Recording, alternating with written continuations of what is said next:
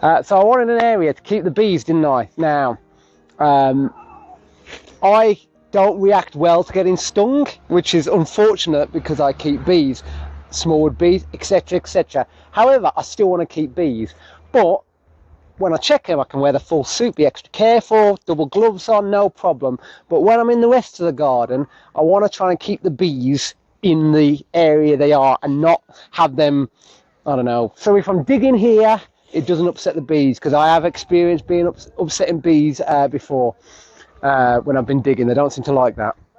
So what do we call it? The bee cube, the bee prism. We've gone for the bee box, and that is going to be this creation here. Now currently it looks a bit like a livestock pen. I feel like a large cow would fit in there quite well at the moment, on its way to market or something, but we'll get there. So the idea with this now is that what's going to happen is you have the beehives at the back, and this basically, by having a wall here, it sends them, and then it sends them up.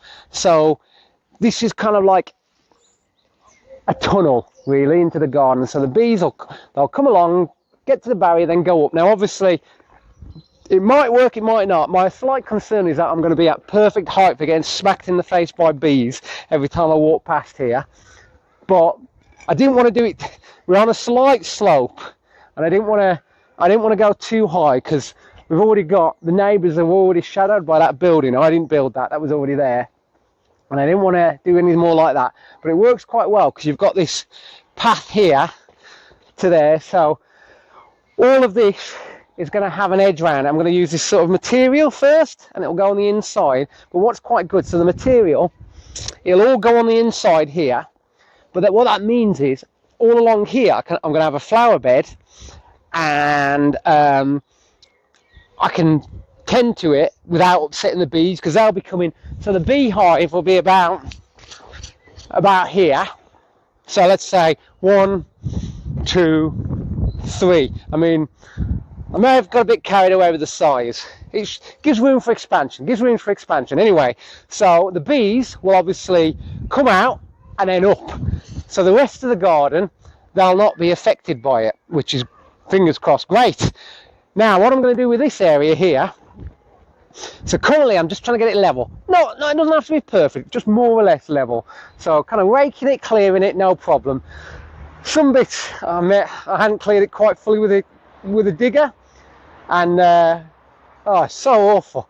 You don't, when you see a digger operate, you really don't appreciate how good it is at doing what it is, because you're doing it by hand, a pickaxe, hacking away with it. I had to, oh, it's awful. I have to use all my big heavy tools, and it still took me ages, but most of it, the saw was fine. So it's all been raked. Now, what's going to happen is we're going to put grit sand down first, just a thin layer, and what that is for is just to try and make it level.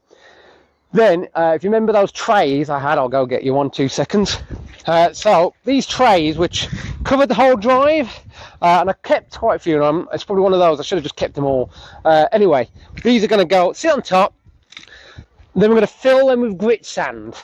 So what's good about that, the grit sand, so it was perfect for meadows, so it's kind of like poor soil. Now initially it'll struggle all to grow, but they'll all grow evenly, because if you just planted it now, some would grow really well, some not so well. So I'm going to cover it in grit sand, fill it with that. Wherever the bees are, I'm just going to put a slab, but that will mean this area here will just be a perfect lovely meadow, untouched. It'll be just lovely, and it'll just be just a really pleasant area kind of thing. Now the making of it, I've gone with spikes for the ground. Reason for I've gone for spikes is it's easier basically. I don't particularly like working with cement. Now, and the bonus with it is that there's no wood touching the ground, because it just keeps them lifted up. So that means these posts will last forever really. So nothing's touching the ground. Now the downside is they're not particularly stable. However, it's not a strong structure. It doesn't need to be. It's not a building. It's just a frame. It's a frame for a trellis. So it doesn't need to be robust. So all I'm doing, Same with the fence really. I'm doing the post into the metal spikes in the ground. I'm then doing beams across the top. I thought about doing a beam across the bottom, but I don't think it's needed. And then I'm going to do the wires. Just doing a little bit for now, but I might increase the amount. I'll see, because the whole idea is that this is just going to be a screen to stop the bees flying straight out. Yeah, so strength wise it should be great as it is, and then it's a perfect trellis again.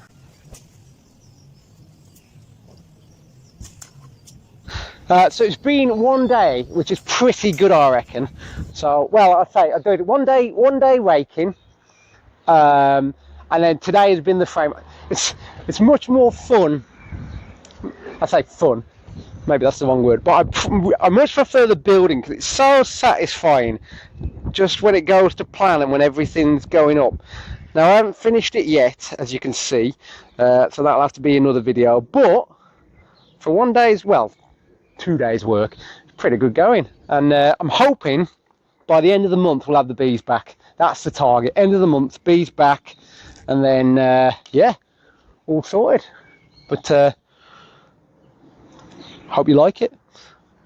If you want to comment, like and subscribe, I'd thoroughly appreciate that. But I hope you're enjoying the journey as much as me. Thanks very much.